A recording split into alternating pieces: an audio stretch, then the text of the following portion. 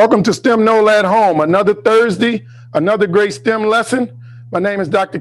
Mackey of STEM Nola, and it's always an honor to stand before you and introduce the great work that we are bringing directly to your home, to your school, to your country, to your state, to your city. I'm just excited. You know, we're here in New Orleans and the weather is warmed up. My heart goes out to all of the people across this country who was challenged by weather impacts last week, especially in the state of Texas. But when you saw what happened in the state of Texas, that is proof positive why STEM is very important. The challenges that were in Texas was a weather catastrophe made worse by a man-made catastrophe. Political policy created that entire situation where Texas is a deregulated state for the most part. I believe 3/4 of the state is on its own grid, such that it's not attached to the larger United States grid. So when they had issues in Texas, they couldn't then pump the electricity in from outside the state. They had to depend on their own system.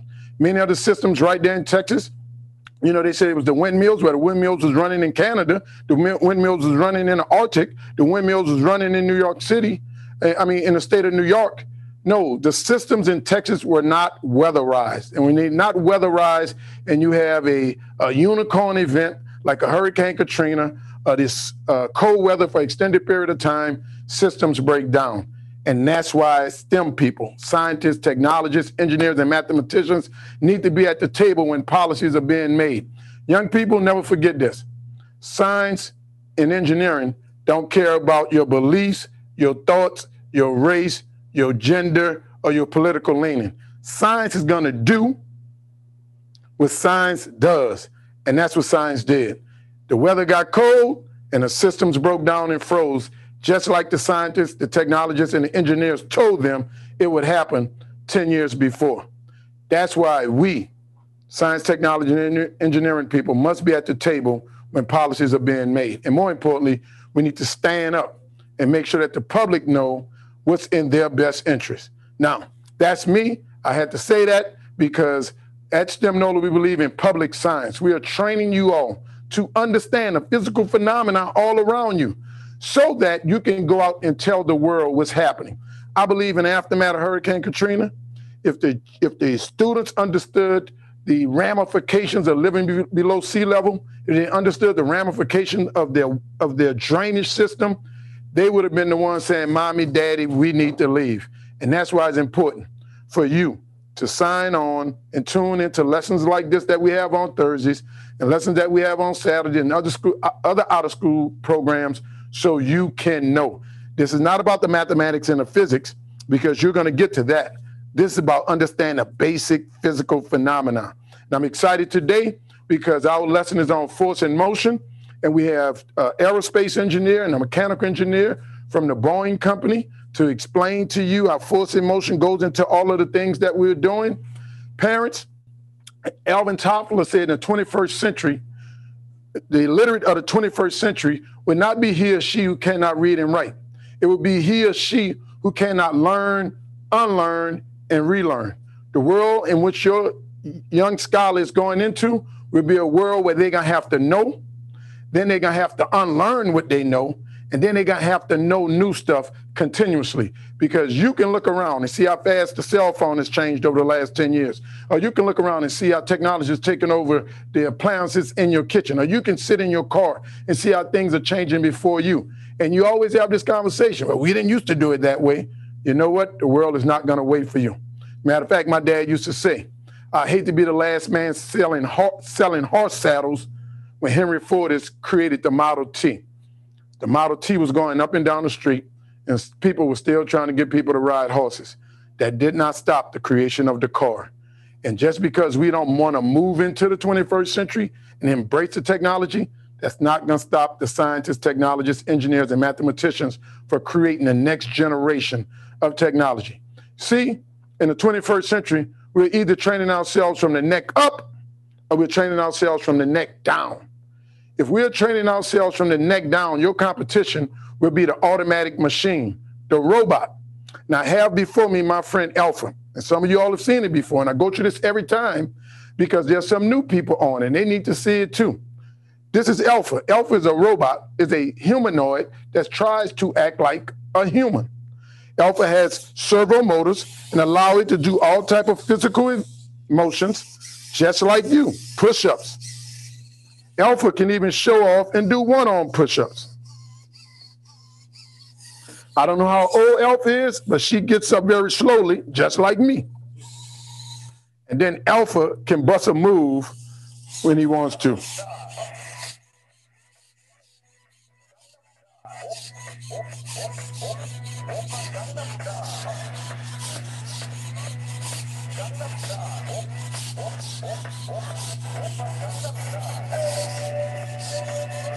Lady, that's good.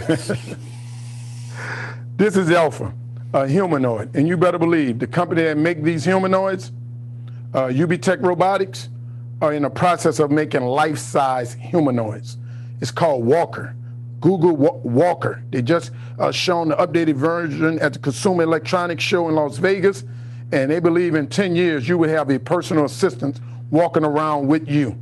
They also have industrial robots that literally are transforming warehouse and other physical operations so that people don't have to work in very dangerous places.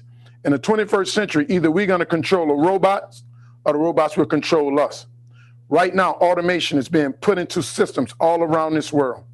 COVID has accelerated the automation of industrial processes. So we not only have to be able to make and build robots, we have to be able to understand the world in which these robots will exist. And we do that by training our hearts and by training our minds. I just wrote an article in Forbes about how STEM education can be transformative if we focus on the heart and the mind. It's not enough for us to be able to do and be smart. We have to be able to do, be smart, and also feel. When we have empathy and we can feel, empathy, and we can feel, that's when we beat the machines, because the machines can't do that. So who's ready to get going? Force in motion today. Now, do we have the pictures from last week? I want you all to send us some pictures at webinar@stemnola.com. I love seeing the pictures. Our sponsors love seeing the pictures, and we need this because then the sponsors see that you all are being engaged and they continue to fund us so we can bring this to you free. Thank you to my friends, Emmy and Owen Rosenbach from the International School in New Orleans. My friend Kaylee from Abeka Academy in Lafayette. That's a beautiful heart pump. And Lee and Will Kozowski in Louisville, Kentucky. I used to stay downtown at the Gout House in downtown Louisville pre-COVID when we used to be able to go outside. Thank you, Lee and Will. Javen Moore from Cartersville, North Carolina. That's a nice heart pump. Keep doing your thing, Javen. I look forward to coming to y'all hometown when COVID is over. Now, I want to introduce to you John Sayers, who's a propulsion engineer with Boeing. John went to North Carolina State University and got a BS and an MS in aerospace engineering. I got 3 degrees from Georgia Tech, and I used to love to go to the football games and watch us run over North Carolina State. Now I'm just clowning. And, and Jason Groves. Jason is a propulsion engineer at Boeing also. He's a graduate of Rochester Institute of Technology, and he has a BS and an MS in mechanical engineering. I've spent many a days at RIT. So, Jason and John, welcome to STEM NOLA. Thanks, Dr. Mackey. I am really excited to be here today to talk about force and motion with respect to rockets. My name is John Sayers. I originally grew up in North Carolina, but I moved down to New Orleans about 6 years ago. I went to college at NC State University in North Carolina, and I studied aerospace engineering. And I got a bachelor's degree and a master's degree in aerospace.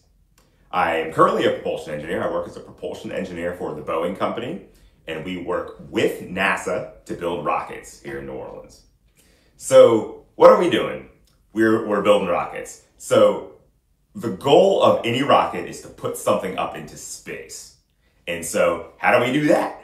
So we use a force. So think about gravity. I'm sure a lot of you have heard about gravity. You know what gravity is, right? It's the force that keeps us on the ground. Think about if you jump, you can get a little bit up into the air, but you're gonna fall to the ground. That's gravity that keeps us down. So we need something to provide a force upwards to get us up into space. That's what the rocket does. So another example, think about if you were on, say, a skateboard and you had a fire extinguisher and you activated that fire extinguisher, it would push you the other direction. That is called thrust. That's a force, it pushes. And so a rocket does something similar on a much bigger scale.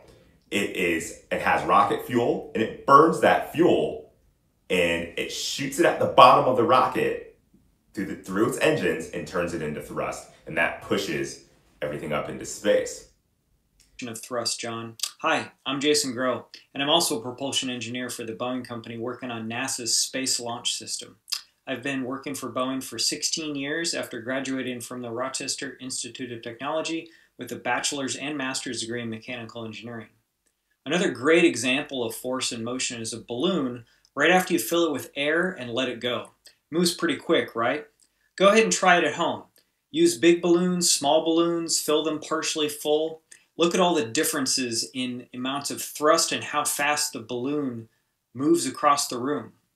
As the air leaves the balloon, that's what creates the force called thrust to move it across the room. What we're also showing here is how you calculate thrust.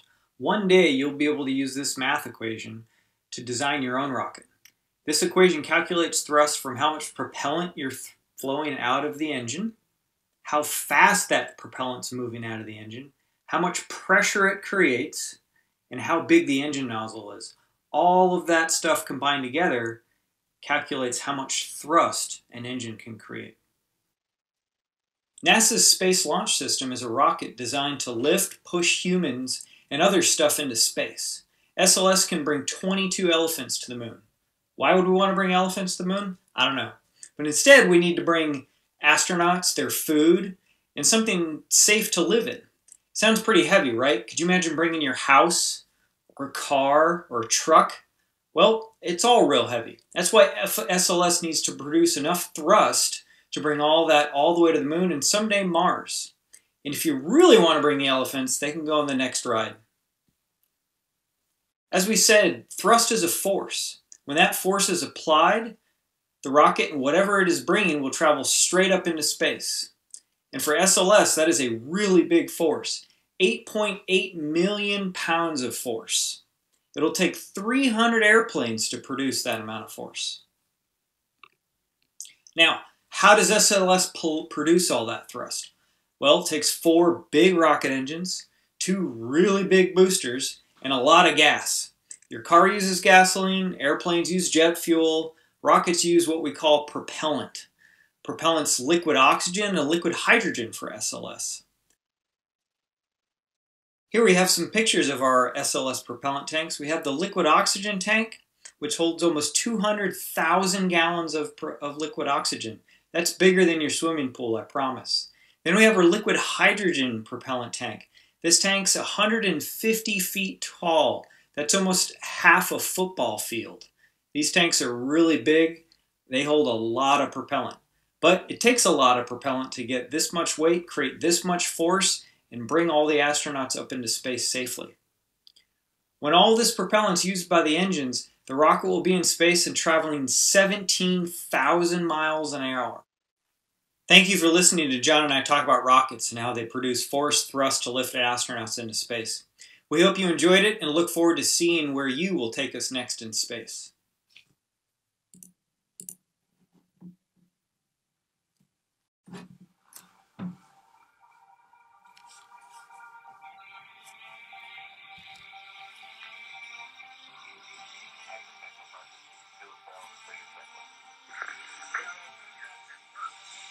Give us a show for first sequence 4. Copy that. And where the effort is being done to display recorded, please. Give us a show for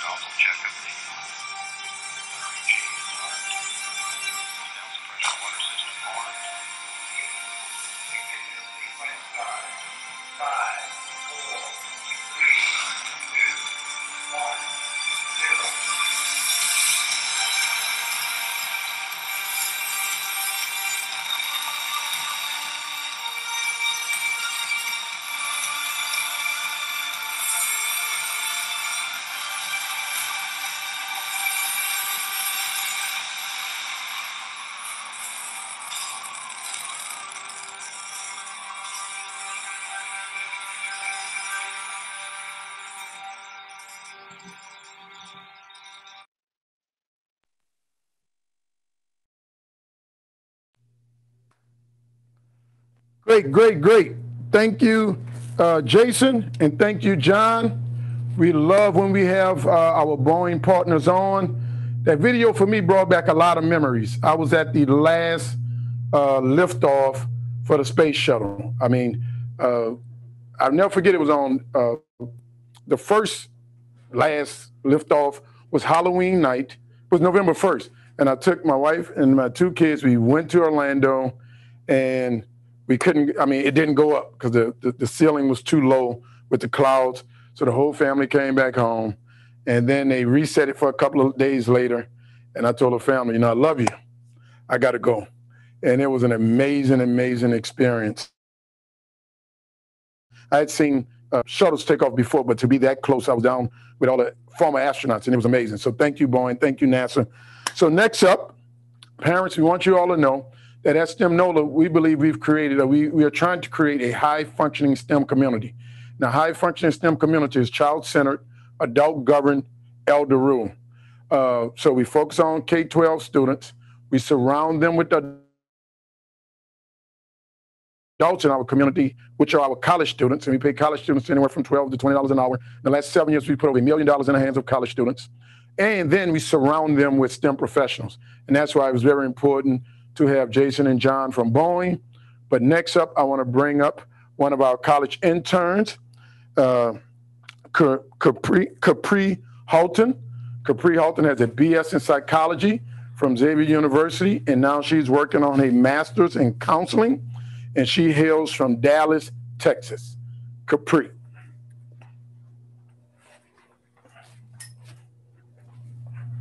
Hi, everyone. Thank you, Dr. Mackey. Hi, everyone. My name is Capri Halton, and I am a STEM NOLA employee here. I am going to be your instructor today and be teaching you guys about some of our activities that we have. Okay? Brief little intermission. Alfred. So for our agenda today, we're going to go over some vocabulary terms that are really important to our activities. We're going to go over some objectives, followed by our activity questions. Then we're going to get into our activities, which are our Marshmallow Launcher, our paper spinner, and then we'll also have some activity questions after. So those vocabulary terms that are important. Force. Force is the strength or energy as an attribute of physical action or movement. Newton's first law of motion. An object either remains at rest or continues to move at a constant velocity, unless it is acted upon by an external force. Then potential energy. Stored energy that depends upon the relative position of various parts of a system, such as when you're sitting down. Sitting down, you're storing all that energy up until you're able to get up out of your seat. Potential energy. Kinetic energy is the energy an object has due to its motion. So just the same way that we're rising out of our chair, we're using that stored potential energy, moving into kinetic energy in order to stand up. So let's move on to our objectives. You will understand the meaning of the term force, Newton's law of motion, potential energy, and kinetic energy. Apply them to the project correctly. And you will learn how to build our Marshmallow Launcher today. There should have been a question that popped up on your screen. What are you building today? Play-Doh, Marshmallow Launcher or a paper spinner, a boat. Take a few minutes to answer.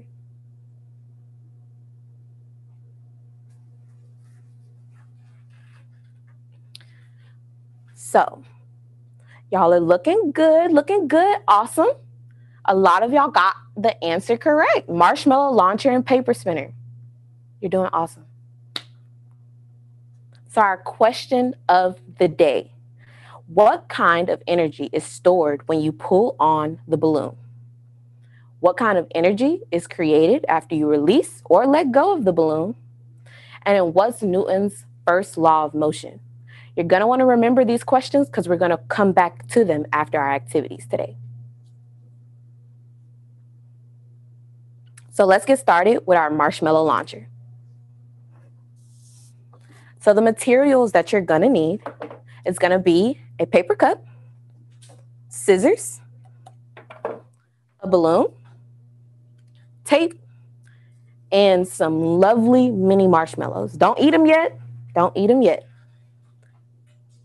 So while you guys are checking for your materials, I'm gonna read the science behind today's activity. The experiment focused on the push and pull method.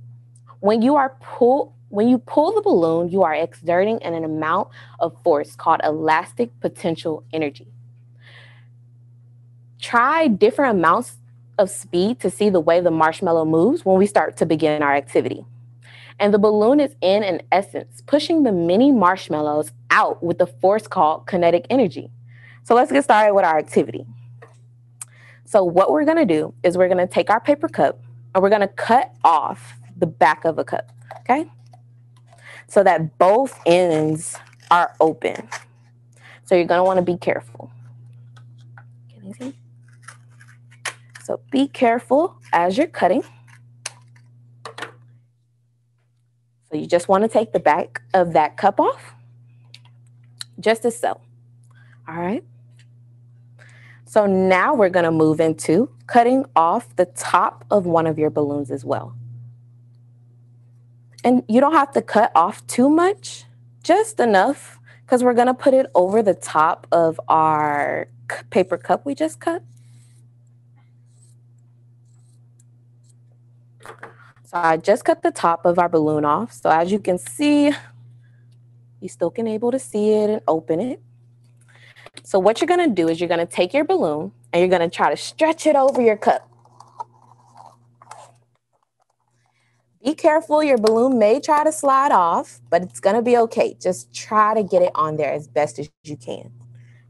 So once you have your balloon on your cup, you're gonna wanna tape the sides down so that your balloon doesn't try to peel off while we're shooting our marshmallows. So I'm just gonna take a few pieces of tape and tape around the edges of our marshmallow launcher.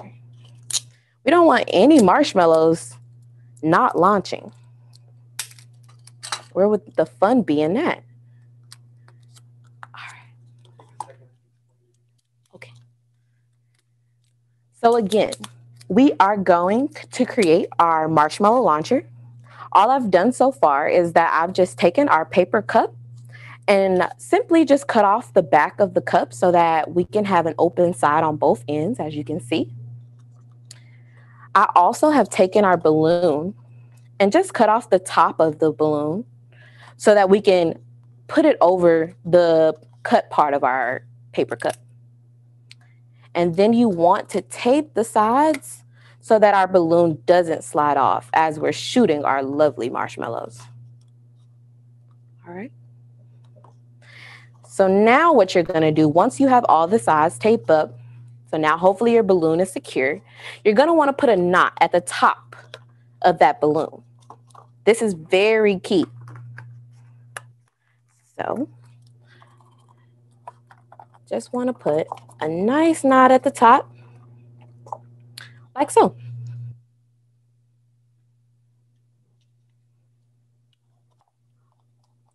So again, make sure that we're cutting off the back of our cup, okay? We want both sides of our cup to be open. With your balloon, you also want to cut off the top of the balloon so that we can put it over the part of the cup that we just cut, all right? Once you get your balloon on top of your cup, you're going to want to tape down the sides so that it doesn't move. And then once you get those sides taped down, tie a knot at the top. And there you go. You have a perfect marshmallow launcher. So let's try to give this a try and see what goes on. So I have some marshmallows here. We're gonna load it up. Load up that marshmallow launcher. Are you guys ready? Are you guys ready? Set. Make sure you get some good pictures. Go! Look at that. How was it? How was it? Let me know. Did your marshmallows go high? Did you go low? Were you sitting down? Were you standing up? Oh, almost hit the camera guy. Don't do that. Don't hit nobody's parents or students. Be careful with the marshmallows. You don't want to poke an eye out, okay? So try to see. Oh, so let me know in the comments how that marshmallow launcher worked for you guys, okay? And send us those lovely pictures of those marshmallows. Yeah, so we have a question, I believe, in our chat. In the paper printer, it asked us to have a plastic cup. Once you cut the cup, it will cut the balloon. When you try to put the balloon on, you have to fold over the rough edges of the cup first before putting on the balloon.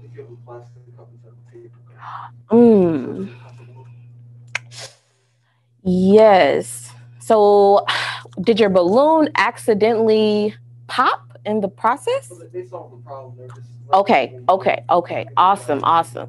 So you guys, we had somebody that was awesome enough to let us know a little tip. If you do not have a paper cup and you have a plastic cup, unfortunately, you may want to fold in those sides in order not to cut yourself, which is very important. We do not want anyone to cut yourself. This is supposed to be fun. All right. So keep it safe. So let's move on to that next experiment, you guys. Hope you guys have fun with our marshmallow launchers. Don't forget to send in photos, webinar@stemnola.com. We want to see them. So let's move on to our paper spinner. So for materials, you're going to need some colored pencils, crayons, markers, whatever you have. We're going to do some decorating, some fun activities. So let's have some colors. You're also going to need some scissors. You're going to want cardboard, some construction paper, glue, some yarn or a piece of string, and then you're also going to need a skewer, a toothpick, something with a sharp point. Be careful. We are not wanting anyone to hurt themselves, all right? This is fun. So as you guys are checking for your materials today, I'm going to read the science behind our activity. When you spin a paper spinner into motion, you're applying a force that converts the spinner's potential energy, which is our stored energy when we're sitting down, into kinetic energy, just the way I just popped up, or energy of motion. Oops, sorry, you guys. I have something in my eye. As it spins in the air, it rotates around in visible axis.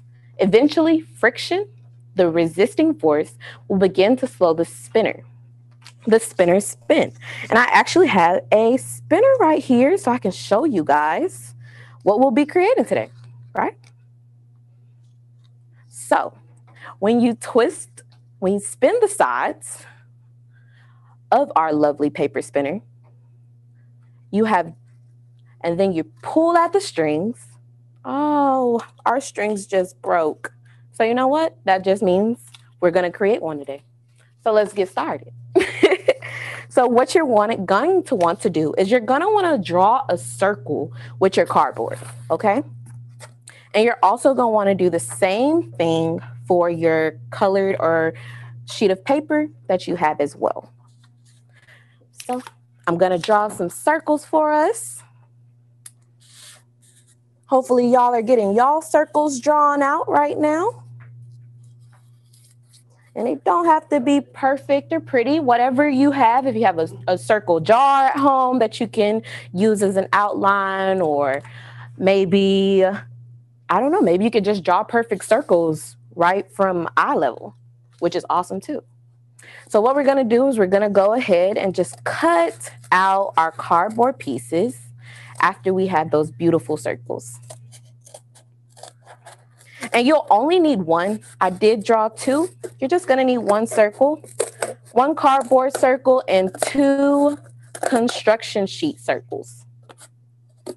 And I'll repeat those two.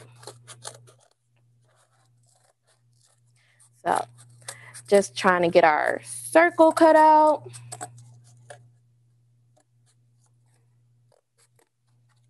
And boom, a lovely circle. Now let's move on to our construction paper. So you're also going to need 2 circles from your construction sheet, okay? 1 circle for cardboard, 2 circles of construction sheet. So I'm going to draw our second circle. The reason that we need 2 circles of my orange paper is going to be because we're going to glue these to both sides of our lovely paper spinner. I want to see what you guys come up with. And make sure you design your stuff. We can't forget to design them.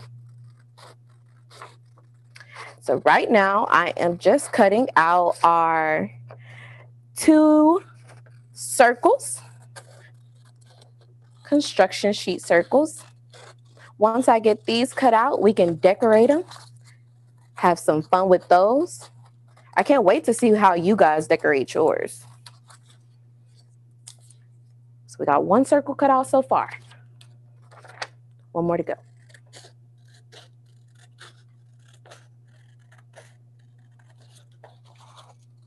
And do be careful with the scissors.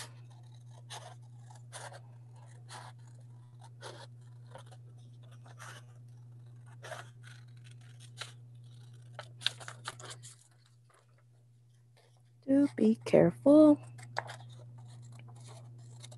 How's you guys' day going? Hope everyone's having a good Thursday. It's almost Friday. Everyone loves Fridays. So we have our 2 circles cut out. Thanks, Reynolds. Kyler, I'm glad you're having a good day. Awesome. I love that people get to talk back to me. So now what we're going to do is we're going to decorate these lovely circles, you guys. Whatever you like. I already have some circles, as you guys can see, decorated for us. We got some squiggly lines. We have some colorful circles here. Got some funky designs going on, some swiggly designs. Whatever you want, whatever your heart desires, go for it. And send me pictures. I want to see. I want to see these cool designs. I think I'm just going to keep it simple and go for a nice flower.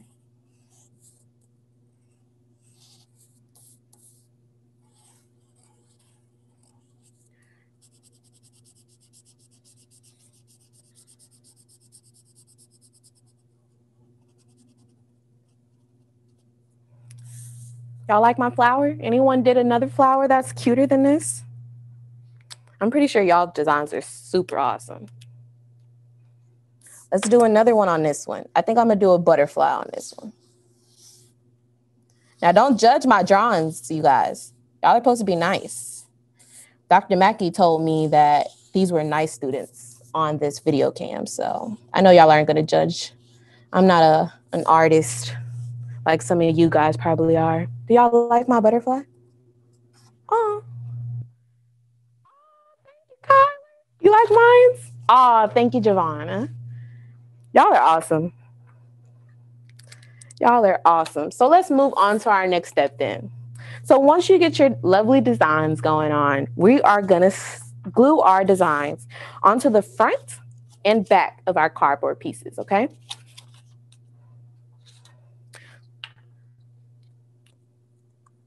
Take a little bit of that glue and glue one side of that cardboard piece.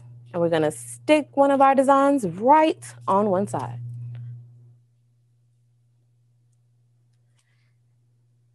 Then we're going to take some more glue and just glue the next one.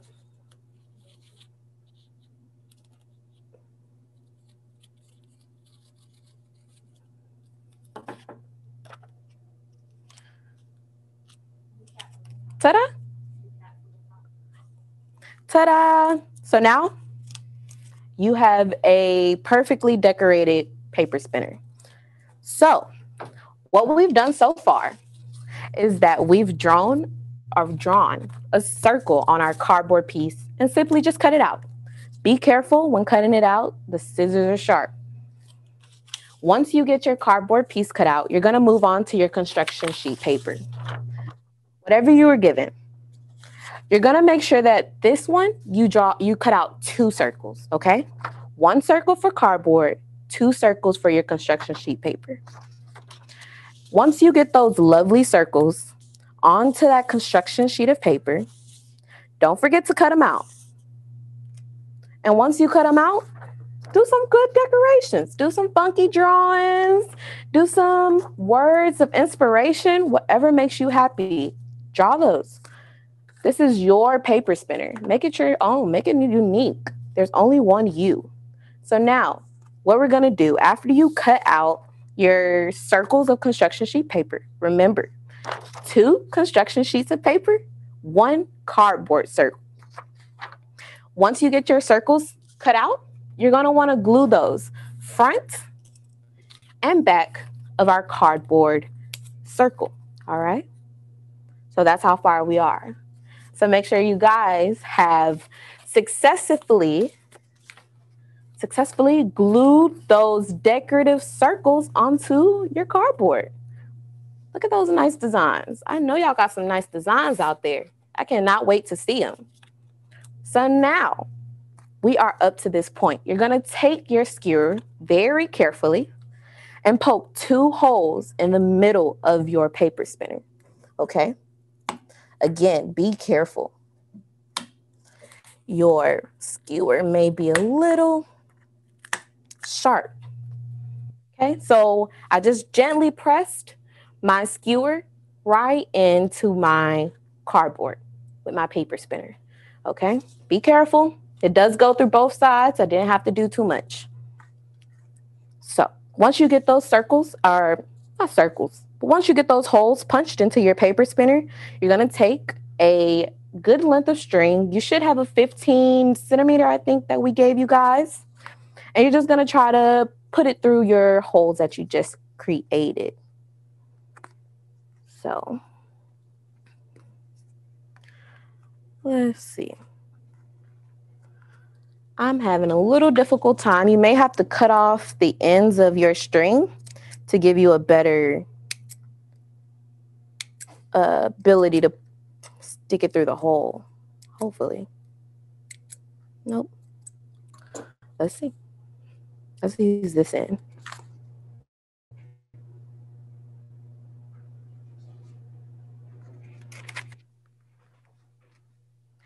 And you know what, you guys? I just figured maybe the holes in the back need to be doubled through with my skewer. So you may have to go back to the other side and just put your skewer through again so that your holes are a little bigger. Because I was having a little difficult time trying to get my string through. Are you guys doing okay? Anyone get their string through? I know I'm having a difficult time. Y'all probably are rock stars moving on so fast. I did. Awesome, Ebony. Awesome. Awesome. Maybe. Let's see. Something. Any ideas, you guys, on how I can get my string to go through? Maybe I have to tape the ends of my string. What did you guys do? Anyone had any problems like I'm having? No? Okay. All right. Just me. Just me. It's okay. I'm going to catch up. I'm coming, Ebony. I'm coming.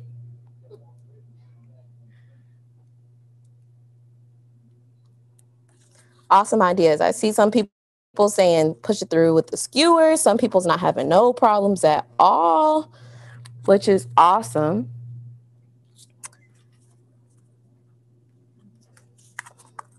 There we go. I told you, Ebony, I was coming.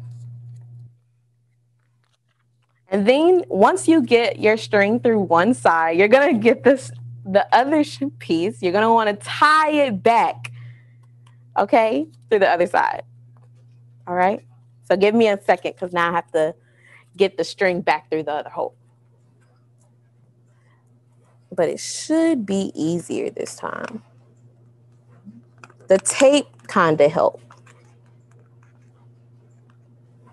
So.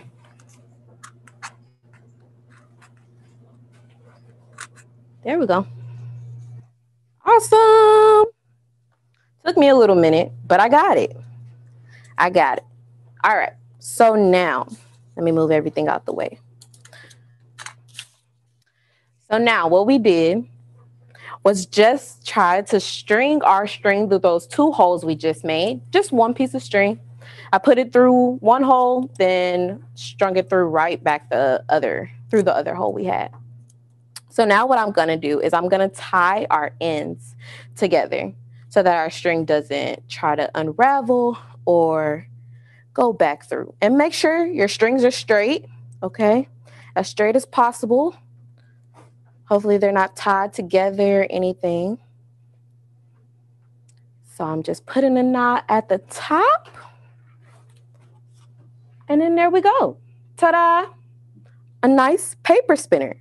So again, you guys, what we did, we just took some cardboard, just cut out some nice, beautiful circles for us, right? Cut out those nice circles. Only need 1 for your cardboard, okay? Don't forget.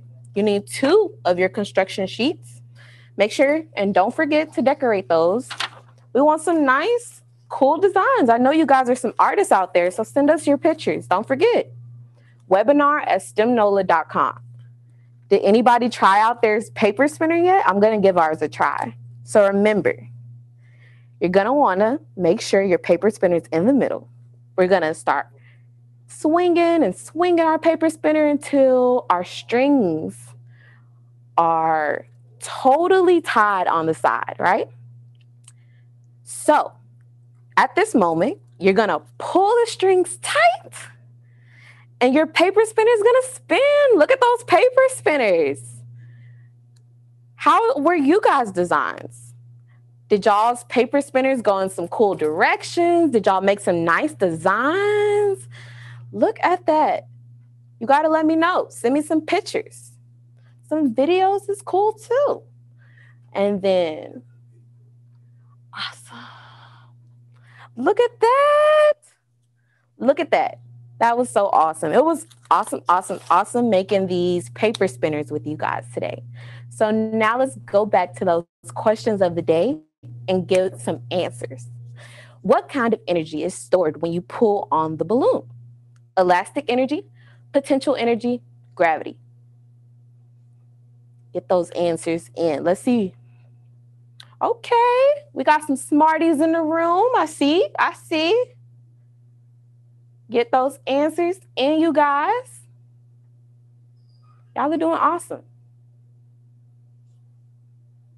Awesome answering these questions. Okay, I see what the answers are. Are we right? Are we wrong? Let's see. So we got them right.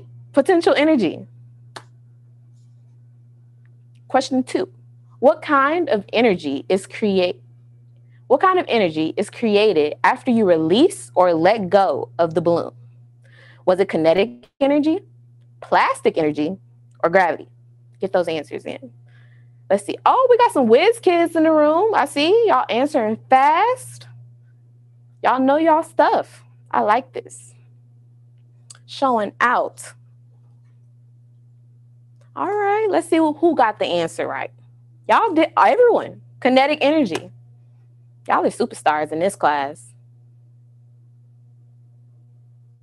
Last but not least, what's Newton's first law of motion? Were you guys paying attention? Let's see. Okay, got some whiz kids answering these questions. Taking care of business. Awesome.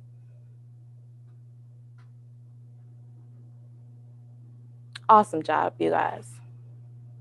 And the answer was, an object that rests in motion stays at rest in motion until an opposing force acts on it. Y'all all got the answer correct. Y'all all were superstars. 100 for everybody.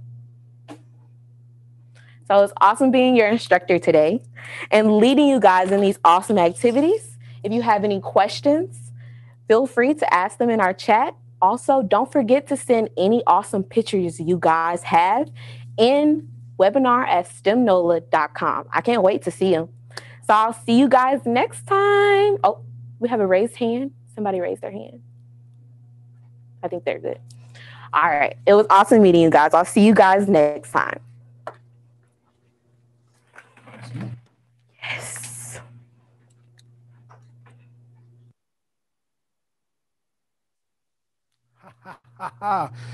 Give it up for Capri. She did well, and I can't find my mask. I came up here without my mask. Bad Kelvin, bad Kelvin, bad Kelvin. It's somewhere over there. Thank you, Ms. Holton. That's what this thing is about.